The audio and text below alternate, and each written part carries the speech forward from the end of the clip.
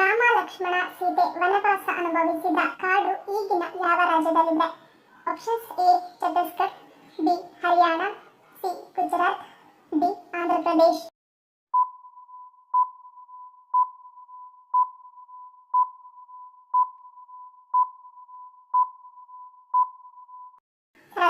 Option A Chhattisgarh. Rama Lakshmana ಮತ್ತು ಸೀತೆ ವನವಾಸ ಅನುಭವಿಸಿದ ಕಾಡಿನ ಹೆಸರು ದಂಡಕಾರಣ್ಯ. ತಮ್ಮ 14 ವರ್ಷಗಳ ವನವಾಸದ ಅವಧಿಯನ್ನು ಇಂದಿನ ಅಲಹಾಬಾದ್ ಸಮೀಪದ ಸಿಂಗಾರೌರರಿಂದ ಆರಂಭಿಸಿ ನಂತರ ಕೊರಯಿ, ಪ್ರಯಾಗ, ಚಿತ್ರಕೂಟ, ಸತ್ನಾ ಮೂಲಕ ದಂಡಕಾರಣ್ಯ ಪ್ರವೇಶ ಮಾಡುತ್ತಾರೆ. ದಂಡಕಾರಣ್ಯ ಇಂದಿನ ಛತ್ತೀಸ್ಗಢ ರಾಜ್ಯದ ಬಸ್ತಾರ್ ಜಿಲ್ಲಾ ಸಮೀಪವಿದೆ. ಇದೇ ಅರಣ್ಯದಲ್ಲಿ ಸುಮಾರು 10 ವರ್ಷಗಳಷ್ಟು ವನವಾಸ ಮಾಡಿರಬಹುದು ಎನ್ನುವ ನಂಬಿಕೆಯೂ ಇದೆ. ಈ ಅರಣ್ಯ ಪ್ರದೇಶದ ಆಸುಪಾಸಿನ ಅನೇಕ ಸ್ಥಳಗಳು ರಾಮಾಯಣದ ಇನ್ನಷ್ಟು ಕಥೆಗಳನ್ನು ಹೇಳುತ್ತವೆ. ಈ ಅರಣ್ಯವಾಸದಿಂದ ಮುಂದುವರಿದ ಅವರ ಯಾನ ಮುಂದಿನ ಕಾಲಮಾನದಲ್ಲಿ ಪಂಚವಟಿ, ಸರ್ವತೀರ್ಥ, ಋಷ್ಯಮುಖ ಪರ್ವತ, ರಾಮೇಶ್ವರ, ಧನುಷ್ಕೋಡಿ, ಅಂತಿಮವಾಗಿ ಶ್ರೀಲಂಕಾವರೆಗೂ ಸಾಗುತ್ತದೆ. ಹಾಳಾದ ಲಿವರ್ ಅನ್ನು ಸರಿಪಡಿಸುವ ಶಕ್ತಿಯುತ ಆಹಾರ ಪದಾರ್ಥ ಯಾವುದು? ಆಪ್ಷನ್ಸ್ ಎ ಅಣಬೆ, ಬಿ ಕಾಶಿ ಸೊಪ್ಪು, ಸಿ ಕರಬೂಜ ಬೀಜಗಳು, ಡಿ ಮರಗೆಣಸು.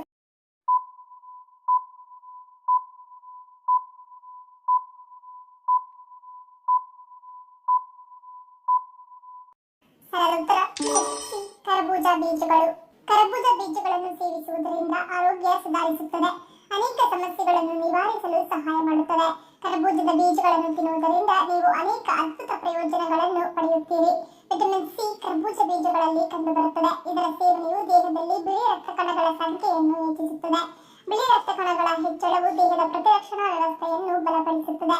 ಕೆಮ್ಮು, ಶೀತ ಮತ್ತು ಜ್ವರದಂತಹ ಸಮಸ್ಯೆಗಳಿಂದ ವ್ಯಕ್ತಿಯನ್ನು ರಕ್ಷಿಸುತ್ತದೆ. ಕರಬೂಜ ಬೀಜಗಳಲ್ಲಿ ಪೊಟ್ಯಾಷಿಯಂ, ಮೆಗ್ನೀಷಿಯಂ ಮತ್ತು ರಂಜಕದಂತಹ ಅಂಶಗಳು ಇರುತ್ತವೆ. ಈ ಅಂಶಗಳು ರಕ್ತದೊತ್ತಡವನ್ನು ನಿಯಂತ್ರಿಸಲು ಸಹಾಯ ಮಾಡುವುದರ ಜೊತೆಗೆ ಕರಬೂಜ ಬೀಜಗಳನ್ನು ಸೇವಿಸುವುದರಿಂದ ಹಾಳಾಗಿರುವ ನಮ್ಮ ಲಿವರ್ ಅನ್ನು ಸರಿಪಡಿಸಿಕೊಳ್ಳಬಹುದು ಮತ್ತು ಪಾರ್ಶ್ವವಾಯುವಿನ ಅಪಾಯವನ್ನು ಇದು ಕಡಿಮೆ ಮಾಡುತ್ತದೆ. ಬಿಪಿ ಪರೀಕ್ಷೆಯನ್ನು 2 ತೋಳಿಗಳಲ್ಲಿ ಮಾಡಿಸಬೇಕು ಎನ್ನಲು ಕಾರಣವೇನು? ಆಪ್ಷನ್ಸ್ ಎ ಆರೋಗ್ಯ ಎಚ್ಚರಿಕೆ, ಬಿ ಬಿಪಿ ವ್ಯತ್ಯಾಸ, ಸಿ ಮುನ್ನೆಚ್ಚರಿಕೆ, ಡಿ ಮೇಲಿನ ಎಲ್ಲವೂ.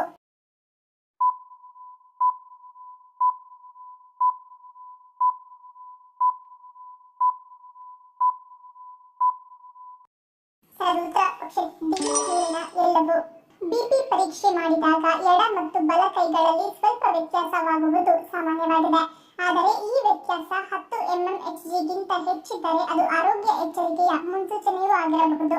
2 ಕೈಗಳಲ್ಲಿನ ಬಿಪಿ ವ್ಯತ್ಯಾಸವು ಹೃದಯಾಘಾತ, ಸ್ಟ್ರೋಕ್ ಮುಂಚಿತ ಎಚ್ಚರಿಕೆಯಾಗಿರಬಹುದು. 2 ಕೈಗಳಲ್ಲಿ ಪರೀಕ್ಷಿಸಿದ ಮೇಲೆ ಹೆಚ್ಚು ಬಿಪಿ ಇರುವ ಕೈಯನ್ನೇ ಮುಂದಿನ ಪರೀಕ್ಷೆಗಳಿಗೆ ಬಳಸುವುದು ಉತ್ತಮ. ಮನೆಯಲ್ಲಿ ಬಿಪಿ ಪರೀಕ್ಷೆ ಮಾಡುವವರು ಮೊದಲ 2 ರಿಂದ 3 ದಿನ ಕೈಗಳ ಬಿಪಿ ವ್ಯತ್ಯಾಸ ಹೃದಯಾಘಾತ ಅಥವಾ ಹೈಪರ್ ಟೆನ್ಷನ್ ನ ಮುನ್ಸೂಚನೆಯೂ ಆಗಿರಬಹುದು. ಹಾಗಾಗಿ ಇದು ಜೀವವನ್ನು ಉಳಿಸುವ ಉಪಾಯವಾಗಿದೆ. ಆರೋಗ್ಯದ ದೃಷ್ಟಿಯಿಂದ 2 ಕೈಗಳನ್ನು ಪರಿಗಣಿಸಿ ನಿಮ್ಮ ಹೃದಯದ ಸುರಕ್ಷತೆಗೆ ಇದು ಅತಿ ಅವಶ್ಯಕ. ಯೋಗದ ಮೂಲವು ಭಾರತದಲ್ಲಿ ಯಾವ ಸಮಯದಲ್ಲಿ ಹುಟ್ಟಿಕೊಂಡಿತ್ತು? ಆಪ್ಷನ್ಸ್ ಎ ಕ್ರಿಸ್ತಪೂರ್ವ 1500, ಬಿ 3000, ಸಿ 800, ಡಿ 200.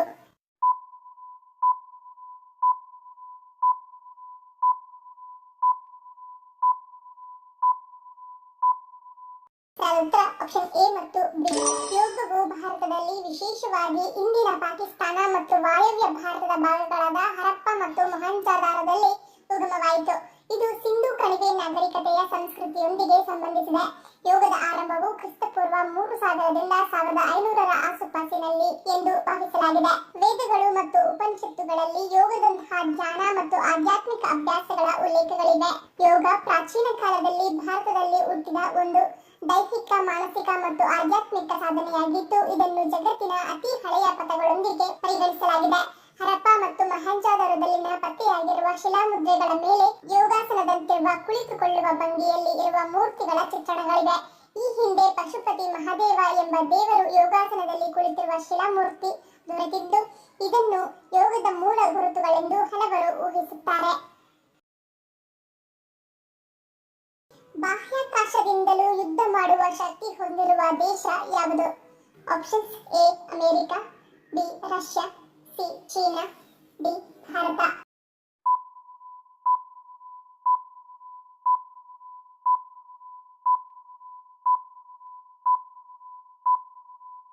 ತದನಂತರ ಈ ಮೇಲಿನ ಕೆಲವು ಬಾಹ್ಯಾಕಾಶದಲ್ಲಿ ಯುದ್ಧಕ್ಕೆ ಸಿದ್ಧವಾಗಿರುವ ಕೆಲವು ದೇಶಗಳಿವೆ. ಆ ದೇಶಗಳು ಅಲ್ಲಿ ಮಿಲಿಟರಿ ಉಪಗ್ರಹಗಳನ್ನು ನಿಯೋಜಿಸುವುದಲ್ಲದೆ ಶತ್ರು ಉಪಗ್ರಹಗಳನ್ನು ನಾಶ ಮಾಡುವ ಸಾಮರ್ಥ್ಯವನ್ನು ಸಹ ಪಡೆದುಕೊಂಡಿದೆ. ಆದ್ದರಿಂದ ಬಾಹ್ಯಾಕಾಶದಲ್ಲಿ ಯುದ್ಧ ಮಾಡುವ ಶಕ್ತಿಯನ್ನು ಹೊಂದಿರುವ ಮತ್ತು ತಮ್ಮ ಉಪಗ್ರಹಗಳ ಸಾಮರ್ಥ್ಯದಲ್ಲಿ ಇತರ ದೇಶಗಳ ಉಪಗ್ರಹಗಳನ್ನು ನಾಶ ಮಾಡುವ ಮೂಲಕ ಎಷ್ಟು ಅಪಾಯಕಾರಿ ಎಂದು ಜಗತ್ತಿಗೆ ತೋರಿಸಿದ ಈ 4 ದೇಶಗಳ ಪಟ್ಟಿ ಇಲ್ಲಿದೆ. ಈ ಪಟ್ಟಿಯಲ್ಲಿ ಮೊದಲ ಸ್ಥಾನವು ಅಮೆರಿಕ ಹೊಂದಿದೆ. ಇನ್ನು ಅಮೆರಿಕದ ನಂತರದ ಸ್ಥಾನಗಳಲ್ಲಿ ರಷ್ಯಾ, ಚೀನಾ ಮತ್ತು ಭಾರತವು ಸೇರಿಕೊಂಡಿವೆ. 7ನೇ, ಹುತ್ತದ ಮಣ್ಣನ್ನು ಬಳಸುವುದರಿಂದ ಯಾವ ಕಾಯಿಲೆ ದೂರವಾಗುತ್ತದೆ? ಆಪ್ಷನ್ಸ್: ಎ ಚರ್ಮ ರೋಗ, ಬಿ ಕಣ್ಣಿನ ಸಮಸ್ಯೆ, ಸಿ ಕೀಲು ನೋವು, ಡಿ ಮೇಲಿನ ಎಲ್ಲವೂ.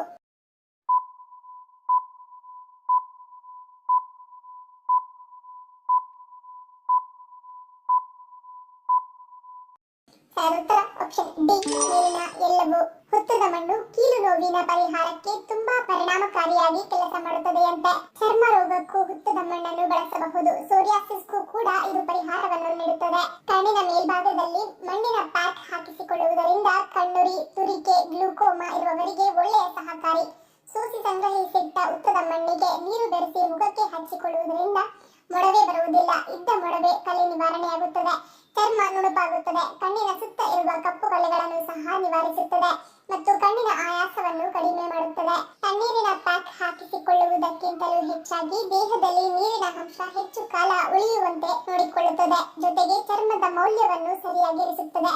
ದೇಹದಲ್ಲಿ ಸುಗಮ ರಕ್ತ ಸಂಚಾರಕ್ಕೆ ಹುತ್ತದ ಮಣ್ಣು ಅನುವು ಮಾಡಿಕೊಡುತ್ತದೆ. ಮನೆಯ ಮುಂದೆ ಗುಲಾಬಿ ಗಿಡಗಳನ್ನು ನೆಡುವುದರಿಂದಾಗುವ ಪರಿಣಾಮವೇನು? ಆಪ್ಷನ್ಸ್: ಎ ಸಮೃದ್ಧಿ, ಬಿ ಸಂತೋಷ, ಸಿ ಕೆಡಕು, ಡಿ ಆಪತ್ತು.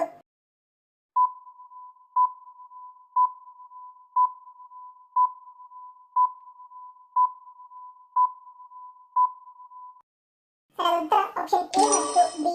ವಾಸ್ತುಶಾಸ್ತ್ರದ ಪ್ರಕಾರ ಗುಲಾಬಿಗಳನ್ನು ಪ್ರೀತಿಯ ಸಂಕೇತವೆಂದು ವಿವರಿಸಲಾಗಿದೆ.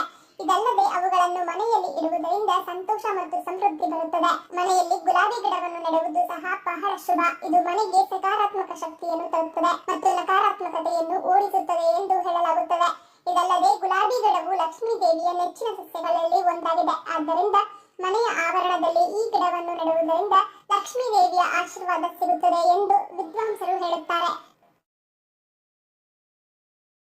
ಐಬ್ರೋ ಶೇಪ್, ಥ್ರೆಡ್ಡಿಂಗ್ ಅಥವಾ ಮುಖದ ವ್ಯಾಕ್ಸ್ ಮಾಡಿಸುವುದರಿಂದ ಯಾವ ಸಮಸ್ಯೆ ಕಾಣಿಸಿಕೊಳ್ಳುತ್ತದೆ ಎನ್ನುತ್ತಾರೆ? ಆಪ್ಷನ್ಸ್: ಎ ಸೋಂಕು, ಬಿ ಮೆದುಳು ಹಾನಿ, ಸಿ ಕ್ಯಾನ್ಸರ್, ಡಿ ನರಹಾನಿ.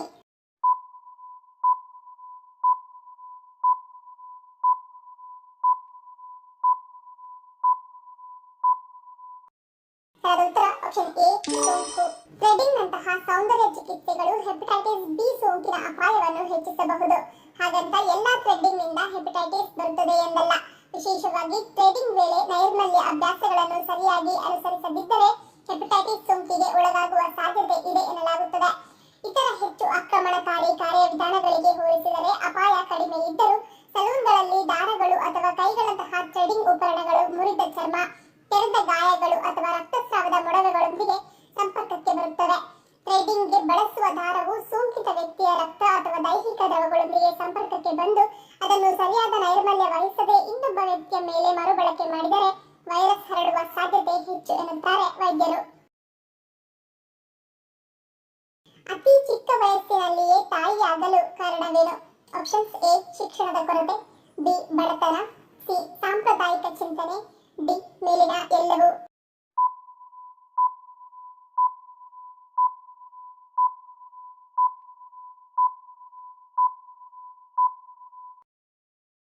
ಉತ್ತರ ಆಪ್ಷನ್ ಡಿ ಮೇಲಿನ ಎಲ್ಲವೂ.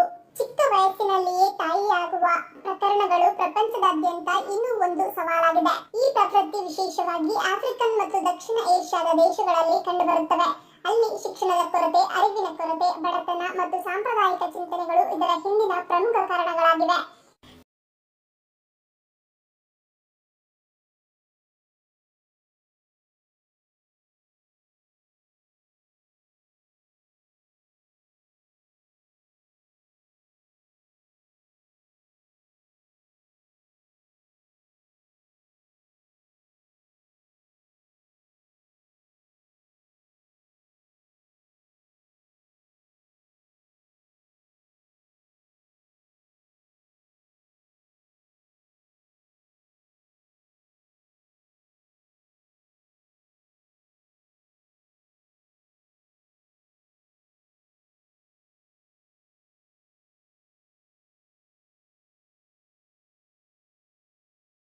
ಧನ್ಯವಾದಗಳು. ನಿಮ್ಮ ಪ್ರೀತಿಯ ಲೈಕ್ ಕೊಟ್ಟು ಪ್ರೋತ್ಸಾಹಿಸಿ. ಇನ್ನು ಹೆಚ್ಚಿನ ಮಾಹಿತಿಗೆ ನಮ್ಮ ಚಾನೆಲ್ ಸಬ್ಸ್ಕ್ರೈಬ್ ಮಾಡಿ, ಪಕ್ಕದಲ್ಲಿರುವ ಬೆಲ್ ಬಟನ್ ಕ್ಲಿಕ್ ಮಾಡಿ. ಇನ್ನೊಂದು ಇಂಟ್ರೆಸ್ಟಿಂಗ್ ಪ್ರಶ್ನೆಗಳೊಂದಿಗೆ ಸಿಗ್ತೀನಿ. Love you all, take care.